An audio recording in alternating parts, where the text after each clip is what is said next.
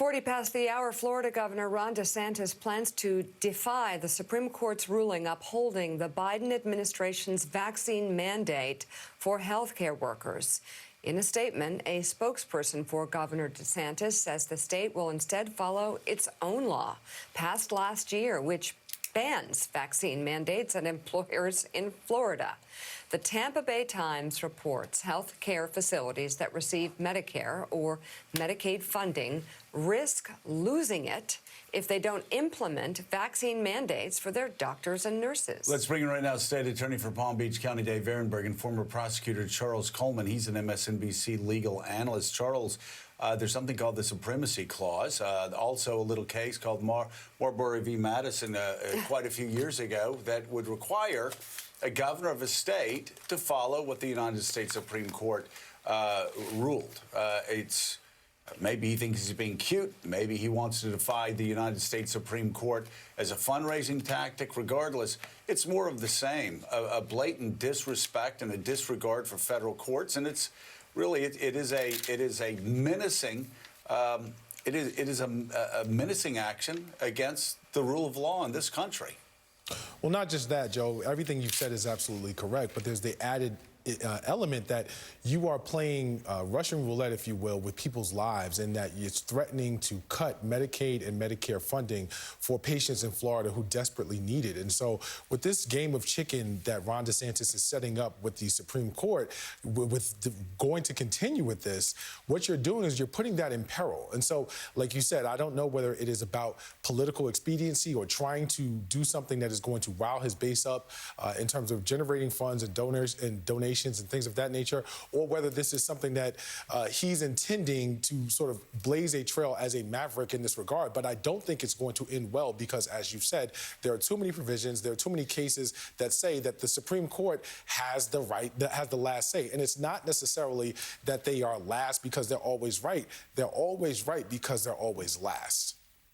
Yeah, and Dave Ehrenberg, this is an action you just don't see it regularly, where governors see a ruling from the United States Supreme Court and say, "Oh, we're just not going to pay any attention to it." I mean, that's anarchy. That's a pathway to anarchy, and it just follows what Donald Trump started back in 2017. Yeah, Joe, Harvard Law School may want its diploma back because Governor DeSantis knows better. He knows what the Supremacy Clause means. He knows about federal preemption. But here he's engaging in MAGA performance art because he wants to be president in 2024. There is no bottom for him. And I think he believes that he wins here by losing, that his base loves the fight. And when he loses, he can then blame liberal activist judges for his defeat. So it would be like a MAGA daily double. And you're already seeing this in his attacks on Chief Justice Roberts and Justice Kavanaugh. He said that they both have no backbone because they sided with the liberal justices on the healthcare vaccine mandate. And that's really ironic, Joe, because remember, we were just talking about DeSantis refusing to admit publicly whether he got the vaccine booster. That is what led Donald Trump to call him gutless. And, you know, having a backbone means telling your own supporters to do things they may not want to do because it's the right thing to do, like getting the vaccine. Yeah. At the very least, it means stop gaslighting them into believing that you have the ability to overturn federal rules and even a Supreme Court decision. Well, I guess, Reverend Al, really the issue here is not whether he'll be overturned or not in his actions by the Supreme Court, because it's the law of the land. I just think it just speaks volumes of where at least this wing of the Republican Party is, that they have a guy who's considered a front runner for the presidency in 2024, and yet he's openly defying the United States Supreme Court, a conservative court by a 6-3 margin, by the way. Again, for some reason, I'm especially troubled when things like this happen, just like I was when Donald Trump in 2017 didn't like a Washington state judge's ruling and called him a so-called judge. Here, you have DeSantis that's openly defying a conservative United States Supreme Court and saying he's just going to ignore the law of the land. It is outrageous on its face when you think about this is the party that was the law and order party, and now you have them defying the law on a law that conservative judges came down with, and where he is, in many ways, is so extreme, he's making former President Trump look moderate. I mean, when you have Donald Trump now saying that the vaccine is all right and that people should come out and say they've been vaccinated, and you have DeSantis taking this position, he's really helping to, in many ways, inadvertently help Trump out, even though Trump is threatened by anybody that would potentially overshadow him. The politics of it is very interesting when you see DeSantis becoming the extreme fringe on this issue. Yeah, former President Trump has reportedly been trash-talking Florida Governor Ron DeSantis in private as an ingrate with a dull personality. According to Axios, citing sources who have spoken to Trump recently, the former president has been criticizing the Florida governor and is irked by DeSantis' popularity and refusal to rule out running against him. Both a spokesman for Trump and DeSantis did not respond to Axios' request for comment.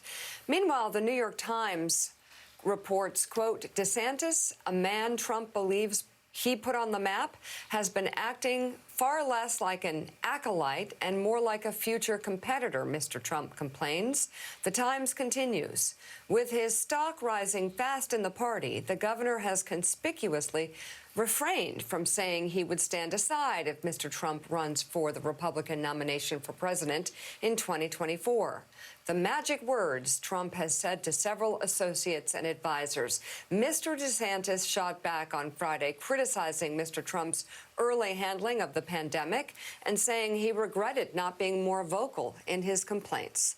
The Times also notes that DeSantis has told friends he believes Trump's expectation that he bend the knee is asking too much. Jonathan Lemire. Finally, somebody does that. Well, Jonathan Lemire, it is veiled shots back and forth towards each other. I had been suspecting that DeSantis at some point would cave. Doesn't look like he's going to anytime soon. And is not going to say what Donald Trump calls those magic words. I will not run if Donald Trump runs.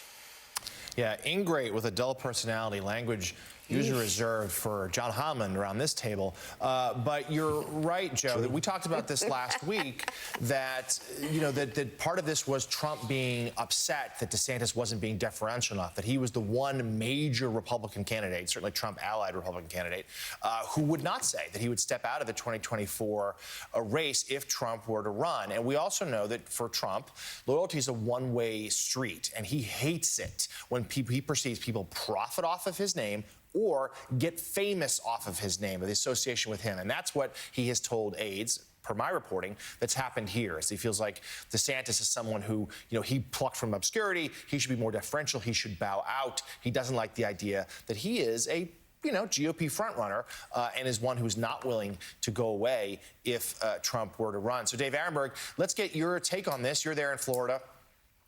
Give us a sense right now of DeSantis' political standing there in the state.